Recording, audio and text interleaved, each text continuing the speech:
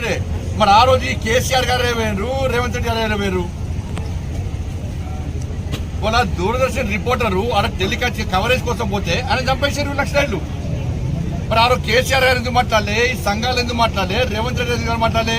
అరే వరంగల్ సామా జగన్మోహన్ రెడ్డి మా కార్యకర్తను చంపేశారు, జాతీయ జెండా ఎగరేసి చంపేశారు, అప్పుడు ఎందుకు మాట్లాడలే? వీళ్ళు హౌస్వన్ గౌడ్ చంపేశారు, అప్పుడు ఎందుకు మాట్లాడలే? రామన్న గోపన్న చంపేశారు, అప్పుడు ఎందుకు మాట్లాడలే? మీ కాంగ్రెస్ పార్టీ నాయకులను చంపేశారు చాలా మంది.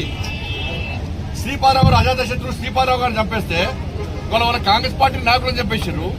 కేసీఆర్ గారు టీడీపీలో ఉన్నప్పుడు టీడీపీ నాయకులను చంపేశారు, అప్పుడు ఎందుకు మాట్లాడలే? కేసీఆర్ గారు ఎందుకు మాట్లాడలే? రేవంత్ రెడ్డి ఎందుకు మాట్లాడారు? పోటీ పడి మాట్లాడే ప్రయత్నం చేస్తున్నారు. కేంద్ర బలగాలను మైండ్స్ పెట్టి ఇదే ములుగు ఫారెస్ట్ లో చంపడము వీళ్ళు సమర్థిస్తారా? ఇంత నాకు సమర్థిస్తారా? చర్చలు జరిపే ప్రసక్తి లేదు. వాళ్ళు తుపాకీ వీడాల్సిందే, పోలీసులకు లొంగిపోవాల్సిందే, వాళ్ళ ప్రవర్తన మార్చుకోవాల్సిందే. అది నిషేధిత సంస్థ, ఆ సంస్థతో చర్చ జరిపే సందర్భమే రాదు. ఈ సంఘాల నాయకులు కూడా వాళ్ళు చేసినటువంటి అరాచకాలకు వీళ్ళు ఇందులో ఎందుకు స్పందించాలో సమాజం.